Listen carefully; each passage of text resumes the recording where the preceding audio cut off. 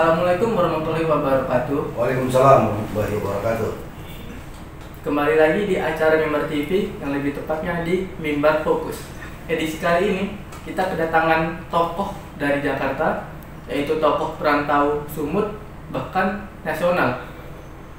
Tokoh tersebut bernama Bang Fahri Lubis, lebih dikenal dengan sapaan Bung Fahri. Halo, apa kabar Bung Fahri? Alhamdulillah, kabar baik, sehat. Oke. Jadi di edisi kali ini kita akan membahas mengenai masalah judi dan narkoba di Sumatera Utara. Apa aja itu masalahnya? Ayo kita bertanya kepada Bung Fahri. Bung, masalah judi dan narkoba di Sumut ini menurut Bung seperti apa saat ini? Kalau melihat permasalahan narkoba dan judi, kalau kita melihatnya dari luar Sumatera Utara, saya di Jakarta, tentu melihatnya secara luas, secara universal. Di Sumatera Utara ini kita sangat-sangat miris. Saya juga sering datang ke Sumatera Utara dalam rangka kepedulian terhadap dua masalah yang sangat krusial ini. Berarti masalah di Sumut ini betul sangat miris. Ya, satu masalah narkoba itu ranking pertama Di korban Indonesia. narkoba dan peredaran narkoba itu di Indonesia, Sumatera Utara, ranking 1. Kemudian kalau judi online itu sudah tidak asing lagi. Iya. Ya, baik itu judi secara konvensional, sekarang dengan zaman digital online, kita sangat tahu di mana ada judi, di situ juga pasti ada narkoba. Ya, jadi dalam hal ini dua penyakit masyarakat ini yang sudah menjadi budaya, dan tindakan hukum atau pemerintah khususnya Provinsi Sumatera Utara itu melalui katakanlah sosialisasi, kemudian dari kepolisian dalam penegakan hukum, BNN Sumatera Utara juga sebagai salah satu institusi yang khusus menangani masalah narkoba ini memiliki keterbatasan. Begitu juga judi. Kenapa?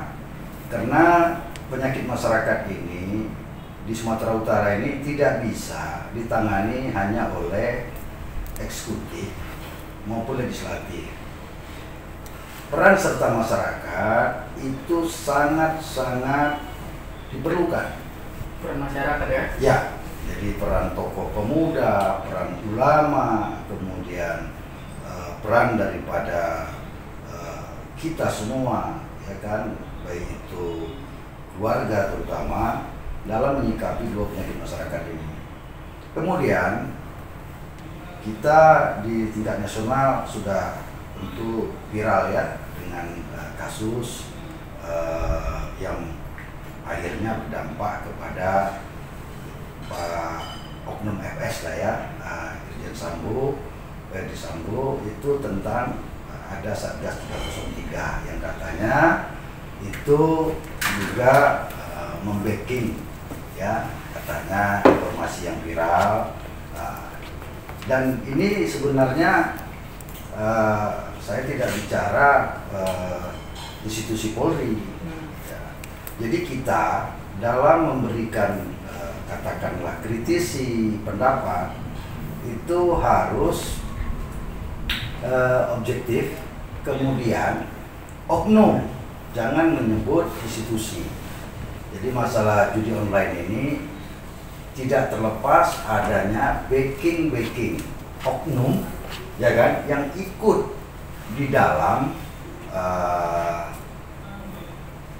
pekerjaan ini yang dilakukan oleh juga oknum warga masyarakat, begitu juga narkoba.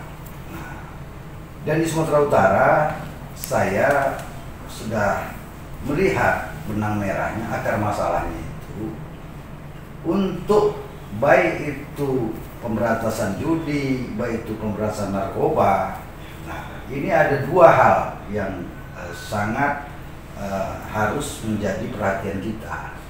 Oke, apa itu dua hal? Ya, sudah ada 3 lagi penyakit Sumatera Utara ini, korupsi.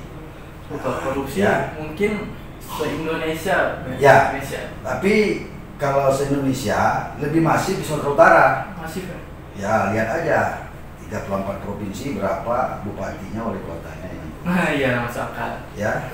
Nah, tapi kita dalam hal ini sebagai warga Sumatera Utara yang merantau, saya memang semenjak ya Bang Edi Rahmayadi menjadi gubernur dan Musa Rajeksa sebagai wakil gubernur, itu saya mendukung itu bukan mendukung individu daripada dua tokoh ini atau gubernur dan wakil gubernur, tapi visinya itu sumut bermartabat.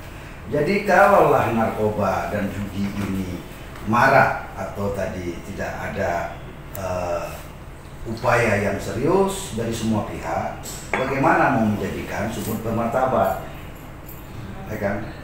Nah, bermartabat ini kan bukan sekedar rakyatnya sejahtera, tetapi juga tadi hal-hal yang merusak daripada masyarakat itu, penyakit masyarakat. Bagaimana suatu keluarga atau suatu daerah bermartabat kalau mental dan moral masyarakatnya Berarti rusak. Oke, maaf. Berarti kalau masalah sumut bermartabat itu Ya. saat ini misinya sudah tercapai kira-kira? Ya, kalau pencapaian itu kan relatif. Berarti Saya kalau masalah pembangunan kan itu ekonomi, ya kan. Saya tidak begitu fokus ke situ. Yang saya fokuskan adalah mental, moral, kan gitu, akhlak, kemudian cara hidup masyarakat atau generasi muda. Berarti kalau dilihat sekarang masih belum menemukan martabatnya ya? Ya, belum lah. Bagaimana orang nomor 1 di Indonesia, baik peredaran korban narkoba di Sumatera Utara. Nah, kalau judi, tadi siapa yang nggak kenal, siapa yang nggak tahu di Sumatera ini, ya kan? Dari mulai masyarakat grassroots, ya kan, itu masif. Kalau menengah ke atas dan yang kaya raya itu tidak masif, ya kan, hampir rata. Kalau orang yang mampu itu dari saudara kita keturunan Tionghoa yang kaya-kaya itu, nah dia hobi berjudi, senang kan gitu.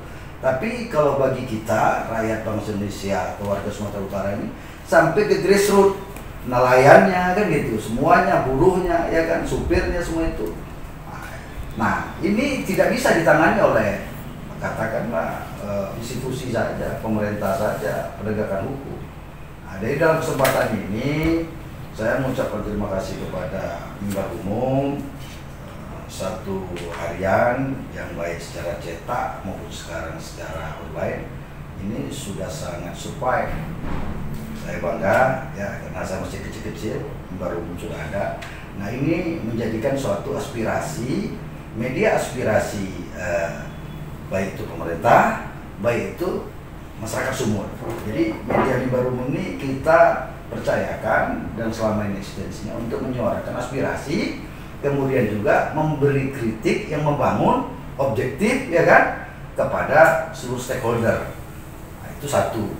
Kedua, karena zaman digital ini, zaman milenial ini juga menjadi media edukasi, informasi.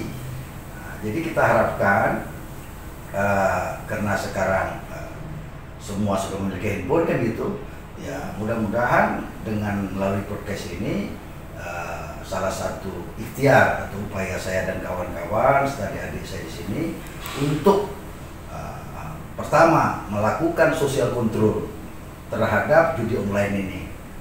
Ya, kebetulan saya menjadi salah satu pembina organisasi kepemudaan, yaitu Pemuda NKRI. Nah, ini saya motivasi, ya kan, saya dukung untuk menjadi social control. Jadi Pemuda NKRI ini memang fokus di dalam dua hal ini, karena bicaranya pemuda. Jadi narkoba itu merusak generasi muda, judi juga merusak generasi muda. Nah, bagaimana kalau orang tuanya main judi atau anak-anaknya main judi? Nah, mau jadi apa kepemimpinan di Sumatera Utara ini?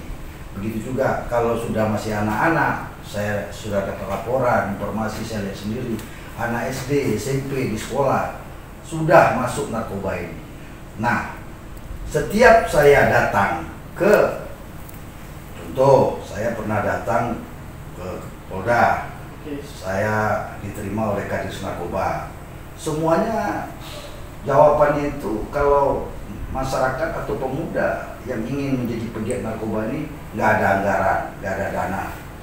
Jadi ya kalau mau ini ya kendalanya itu. Begitu juga datang ke dinas-dinas terkait, begitu juga ke BNNP Sumatera Utara. Semuanya mengatakan tidak ada dana.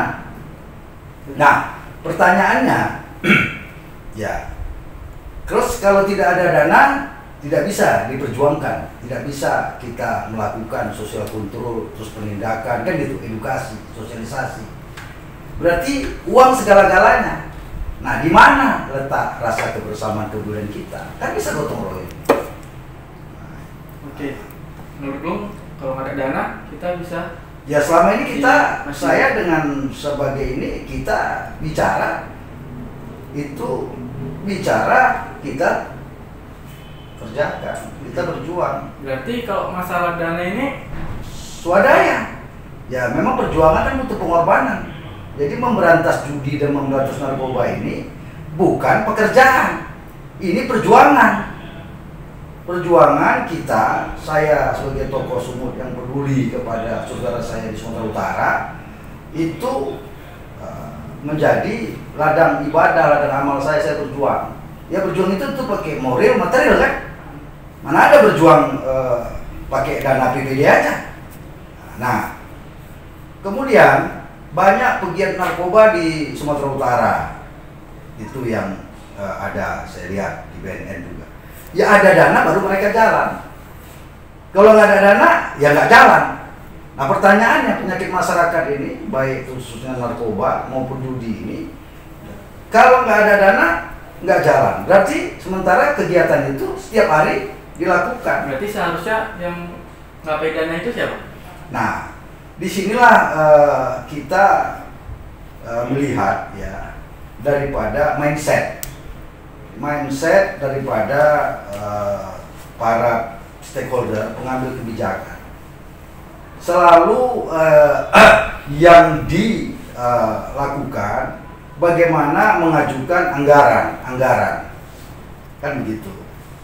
Tidak berinovasi, tidak melakukan terobosan-terobosan, ya kan hanya rutinitas saja. Nah, ya kan. Apalagi ini semenjak pasca COVID, jelas anggaran itu banyak tersedot ke sana. Nah, tentu di mana-mana minus anggaran itu untuk pembangunan kan gitu kan, untuk apa kan banyak tersedot ke sana. Tapi apakah itu menjadi satu alasan atau menjadi kendala? Tidak. Nah, karena di dalam membuat kemaslahatan kebaikan kepada umat ini atau kepada sesama manusia ini perjuangan jihad fisabilillah. Karena ini membuat kerusakan baik kepada sesama, ya kan, khususnya bangsa dan negara. Jadi begini, baru-baru ini nih di Medan banyak tempat-tempat judi online atau apa yang digerebek tim Poldasu. Jadi gimana tanggapan Bung Fahri?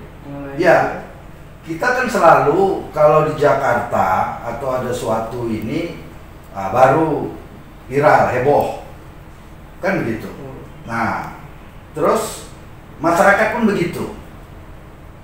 Maunya ada masalah nggak ada masalah, ya dilakukan saja.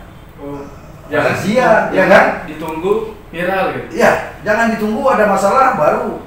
Ini kan masalah judi online ini kan karena masalah katanya itu Pak Sambo kan, ya kan? Ada satgas kan gitu kan, marah. Nah, jadi selalu macam seperti karakter kita ini pembebek, latah. Padahal kejahatan itu itu kan sudah sunnah, pasti ada, ya kan, yang baik dan yang buruk. Nah pertanyaannya, bagaimana mencegahnya? Nanti baru sibuk razia kan gitu, baru ini. Nah, habis itu nanti tidak kontinu, tidak berkesinambungan. Padahal khusus narkoba sudah ada, ya kan? Pemberantasan miras ini semua sudah ada juga yang menanganinya, ya kan? Aparat hukumnya. Nah, jadi kita tidak juga, kita tahu keterbatasan pemerintah atau aparat hukum. Maka dalam kesempatan ini, ya saya berharap kepada para pemuda, kita orang tua, punyalah kepedulian. Jangan kita hanya memikirkan kesulitan ekonomi, kebutuhan hidup.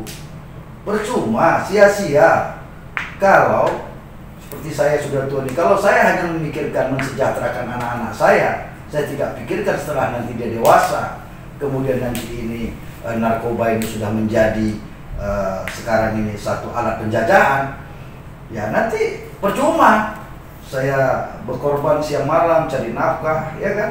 Ternyata nanti anak saya setelah saya wafat terjajah seperti Cina, candu. Candu itu, Cina itu kan hancur dulu karena candu, penjajahan itu. Nah sekarang di Indonesia terjadi seperti itu melalui narkoba. Jadi kalau misalnya kita menemukan tempat judi atau narkoba nih, kita tahu apa yang harus kita lakukan? Satu, kita tadi di mana-mana saya bicara di masyarakat, saya bicara juga kepada beberapa katakanlah pejabat. Ya saling tadi, kalau dari aparat tadi dibilang mereka katakan ya kami kan terbatas, nah, masyarakat takut karena bandar-bandar ini jelas ini menjadi sumber kehidupan dari oknum-oknumnya kan. Nah kenapa takut? Ya mungkin karena takut diancam mungkin. Ya tadi kan ada penegak hukum, makanya masyarakat kalau memang sudah tahu ada peredaran narkoba atau tetangga kita, ya kan, atau saudara kita korban narkoba kan gitu, ya berkoordinasi dengan apa itu Pak RT, ya kan, polseknya bersama-sama, ya kan. Dan tadi sekarang kan sudah ada LPSK yang menjamin keselamatan, ya kan, pelapor orang-orang, ya kan, yang tadi takut keselamatan terancam. Nah itu aneh kalau kita takut sama penjahat yang terang-terangan. Istilah kita dibilang modus di apa ini ya orang itu. Ya makanya kalau sama penjahat takut, ya kan, ngapain lagi hidup?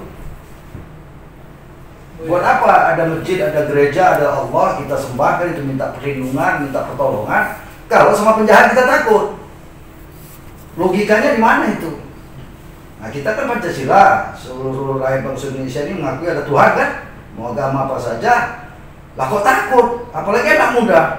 Kita dulu muda-muda, saya kan di Medan kecil-kecil ya kan, nggak ada takutnya. Kok sekarang generasi sekarang takut? Yang tua-tua apalagi ditanya, waduh payah nanti kita begini. Ya, banyak begitu. Ya kan? Nah, tadi kalau takut berarti takut sama manusia, bukan takut sama Allah atau sama Tuhannya kan gitu kan. Mau agama apa saja kan semua dilarang itu yang membuat kerusakan penyakit masyarakat ini. Nah jadi itu hanya menunjukkan ketidakmampuan tingkat takwa atau tingkat mengakui adanya Tuhan yang bisa melindungi, menyelamatkan kita sudah terkikis, tergerus, ya kan? Takut sama bandar judi, sama mafia. Ya jangan sendiri. Di situ kita tahu ada katakanlah pengguna narkoba apalagi bandar, jumpai keplingnya. Sini kepling kan? Kalau kita sana RT ya, sini kepling. Nah, keplingnya takut juga, ya kan? Jumpai lurahnya, jumpai polseknya. Nah kalau takut juga ada apa? Jadi ada permainan juga yang besar itu. Ya nggak usah ada di situ Pak Kepling, kan gitu. Kan Kepling itu kan menjaga warga masyarakatnya, ya kan? Dari apa? Menjaga keamanan lingkungan, kan gitu. Nah, jadi kalau sudah ada yang meresahkan masyarakat, apalagi yang merusak, ya itulah gunanya ada pemerintahan terbawah, kelurahan atau desa sampai ada kepala lingkungan.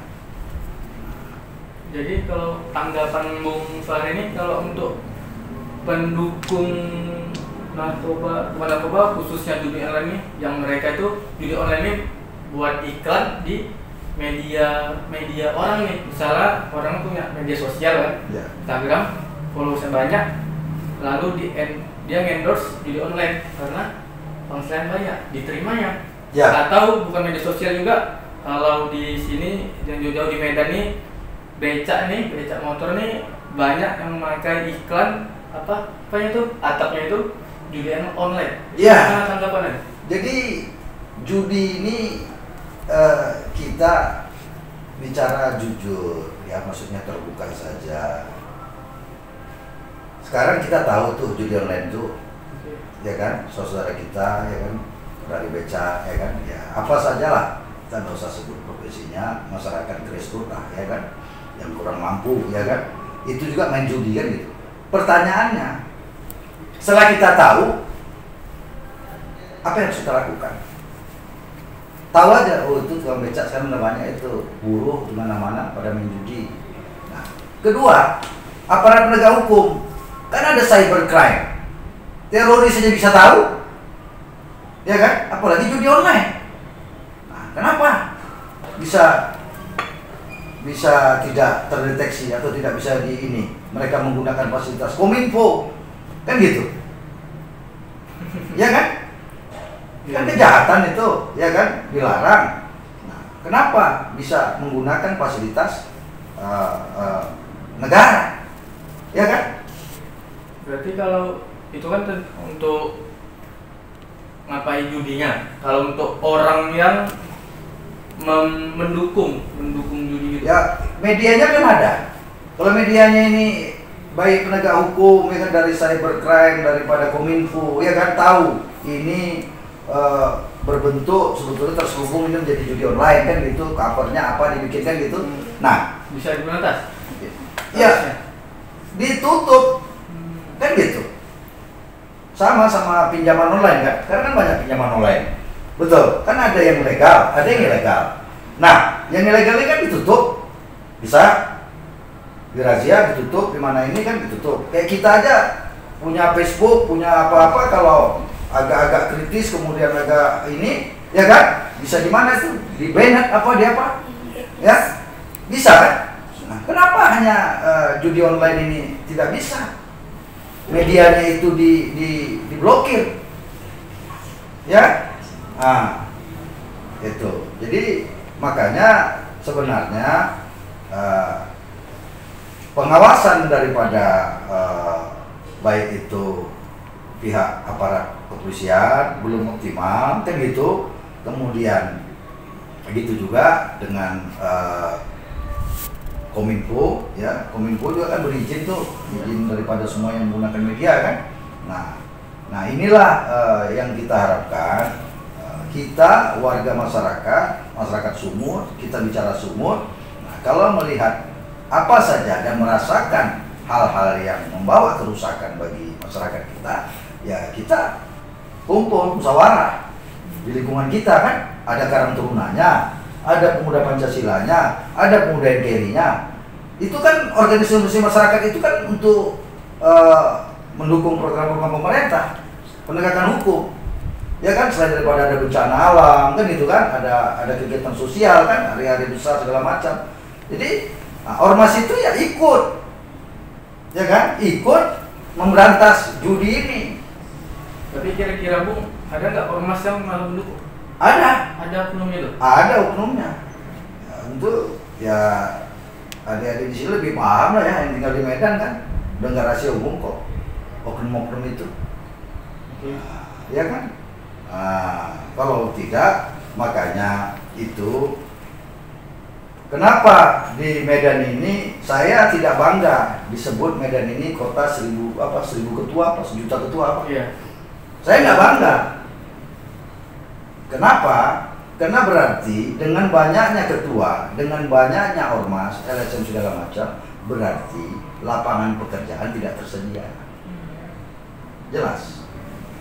Jadi jangan salahkan ormas LSM itu banyak di Sumatera Utara ini, ya kan? Karena lapangan kerja tidak ada. Masih bagus mereka bikin LSM, bikin ormas, daripada mereka jadi teroris.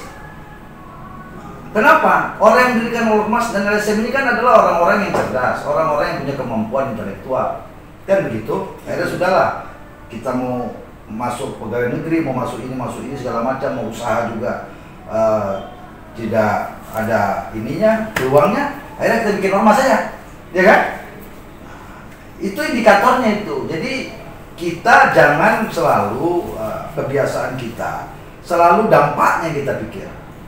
Jadi kalau kita sakit kepala kan gitu, yang kita pikir sakitnya beli Panadol, beli ini, beli Bodrek, habis itu sembuh. Penyebabnya kita nggak pernah pikirkan. Begitu juga lah ini, narkoba ini, begitu juga judi ini, kemudian begitu juga dengan banyaknya organisasi di Sumatera Utara ini. Kenapa untuk penyakit masyarakat ini, ya kan, tidak bisa diperangi secara masif. Nah, ya. Jadi saya juga di sini menghimbau, ternyata masih ada ormas yang memang konsen fokus untuk memerangi narkoba ini, pemuda NKRI. Itu, kalau semua itu juga ormas-ormas yang ada ini sama-sama punya hati nurani, punya kepedulian terhadap generasi penerus, ya, ayo sama-sama gitu. Nggak ada dana pemerintah kan gitu, gotong royong. Ya kan? Jadi jangan hanya dipikiri ya, kita memikirkan tadi sandang, papan, pangan, pendidikan. Kita mikir ekonomi, setelah itu mereka menjadi generasi yang rusak. Jadi buat apa kita sejahtera tetapi generasinya rusak? Karena ada uang kan, beli narkoba bisa main judi kan. Sementara semua terfokus bagaimana pemerintah terfokus rakyatnya sejahtera, sementara penyakit masyarakatnya itu tidak menjadi juga prioritas. Jadi tidak boleh kita lebihkan satu katakanlah program, ya kan, paralel aja. Kesejahteraan itu kan sudah wajib, hewan aja mencari makan, berusaha, ya kan. Bedanya kalau hewan yang nggak punya akal, dia nggak bisa membuat kejahatan, dia nggak bisa juga memberantas kerusakan. Nah kita kan dikasih akal, maka berbuatlah, ada yang ingin buat jahat, ya kan, bikin kerusakan, ada yang bikin baik. Itu kan dari dunia diciptakan baik dan buruk, ada iblis. Nah, tapi banyak yang tidak peduli lagi, gitu. Terutama di Sumatera Utara. Oke Bung, ini yang terakhir, apa pesan-pesan Bung untuk institusi penegak hukum mengenai masalah-masalah masyarakat tadi, agar terciptanya Sumut Bermartabat? Nah, Sumut Bermartabat ini tinggal 1 tahun lebih lagi, ya. Nah, siapapun pemimpin, kalau rakyatnya tidak mau berpartisipasi, ya kan, mendukung program-program itu, ya tidak akan tercapai, tidak bersinergi. Berarti rakyat itu harus mendukung, harus peduli. Nah, ada yang mau mendukung, ya kan. Kemudian tadi dibilang tidak ada dana, ya kan. Terus ya macam mana? Oke, kalau pesan untuk penegak hukum, penegak hukum ini masyarakat harus kritis. Masyarakat kritis pasti.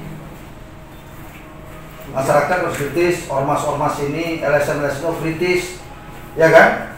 Nah, mereka selalu akhirnya care, ya kan? Tapi kalau masyarakat tidak kritis, tidak peduli, ya aparat hukum ya lihat situasi aja. Oh di sini marak narkoba, ya mereka razia. Oh sini ada ini, ya mereka. Nah, tidak begitu. Itulah sesuai undang-undang kan sudah dibuat peraturan. Peran serta masyarakat dalam pembangunan di segala bidang. Nah, itulah salah satu pedoman, maka ada ormas, ada LSM. Ya kan, sosial kontrol. Itu. Ya kan, media juga tadi, media juga terbatas. Nah, sekarang ini media terbatas, nah, dibutuhkanlah juga peran serta. Nah, jadi seperti Karang Taruna, organisasi apapun, ini harus kritis menyikapi dua hal ini. Nah, jadi statement saya dalam kesempatan yang baik ini, satu, kita dari awak media ini sudah punya alat untuk edukasi. Kemudian tokoh-tokohnya juga di Sumatera Utara ini banyak untuk bisa memberi edukasi. Ketiga, ormas-ormasnya juga banyak, ketuanya banyak. Mudah-mudahan kemarin Bapak Gubernur dalam HUD RI itu saya baca di media itu sampai mengatakan kalau narkoba sama judi, ya kan, tidak bisa diberantas kan itu, atau kita diamkan, doa kita tidak dikabul Tuhan katanya. Nah, tuh, ya kan?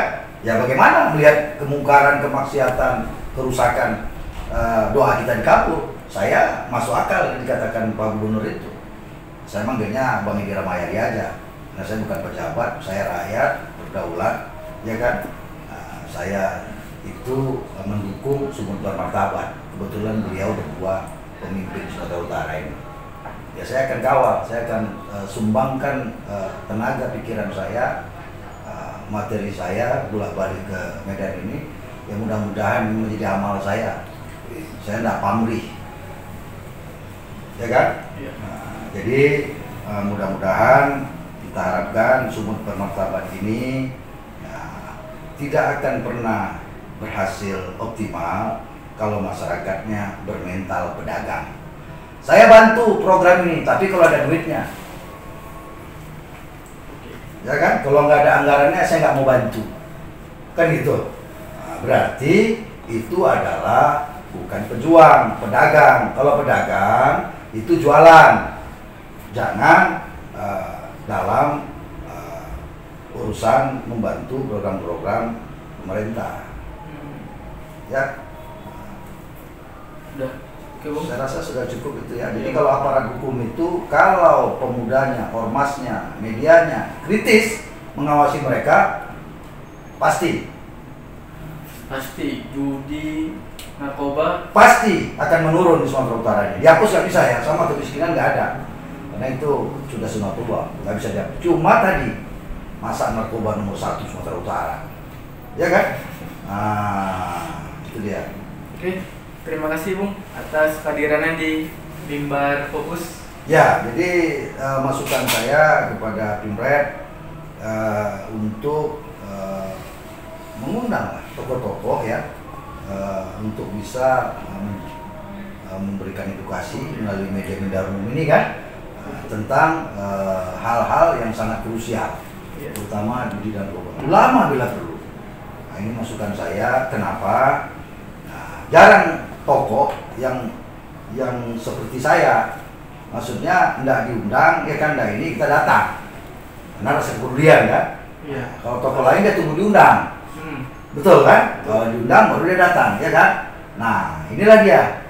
Nah, kalau tokoh itu sebetulnya kalau lihat masalah tidak perlu dia diundang, dia datang, ya kan? Saja saya rasa. Jadi apa solusi konkret Bung terhadap judi dan narkoba itu agar Sumut itu menjadi bermartabat? Baik, ini pertanyaan yang sangat konkret. Tentunya di dalam dua masalah yang menjadi satu hal perlu mendapat perhatian semua pihak, itu harus bersinergi, bersatu, bersama-sama, bergotong royong antara pihak aparat kepolisian, BNNP, kemudian pihak eksekutif, legislatif, yudikatif, beserta pengusaha. Ini bersinergi, bersama-sama. Dilibatkan juga organisasi kemasyarakatan yang ada. Kenapa? Kalau tidak ada persatuan, tidak ada kebersamaan, masing-masing berjalan sendiri, maka Sumut Bermartabat di dalam mewujudkan masyarakat yang bermartabat itu tidak akan terwujud. Sehebat apapun, walaupun saat ini gubernur kita seorang jenderal, Pangkostrat, kalau tidak didukung oleh penegak hukum, oleh pemuda, oleh pengusaha, kemudian oleh ulama, semua stakeholder kepentingan tidak akan berhasil. Maka persatuan ini yang kemarin sudah dilakukan bersama Kepala Dinas Pendidikan, dengan BNN, dengan Dinas Kesehatan, dengan Pemuda NKRI. Nah, ini kemudian ada Taspen, ada lagi BSI dari pihak swasta, BUMN, yang berpartisipasi melaksanakan sosialisasi dan edukasi tentang pemberantasan narkoba. Dan nanti akan kita tingkatkan juga dengan judi. Nah, ini saja yang perlu menjadi perhatian semua pihak. Tanpa persatuan tidak akan ada keberhasilan di dalam mewujudkan sumur bermartabat. Bermartabat itu bukan hanya ekonominya saja, tetapi adalah taraf hidup dan juga akhlak moral kehidupan masyarakat yang benar-benar sesuai dengan keyakinan agama yang kita imani masing-masing. Sekian saya rasa. Terima kasih Bung Fahri Lubis. Ya, demikian yang kita bahas mengenai masalah judi dan narkoba di Sumut. Yang paling penting itu masyarakat harus ikut terlibat dalam memberantasnya. Masyarakat harus kritis. Masyarakat harus kritis, dan kalau tidak ada anggaran tetap diberantas melalui media-media apapun. Oke, sekian dari saya. Saya Zaki San undur pamit. Assalamualaikum warahmatullahi wabarakatuh. Waalaikumsalam.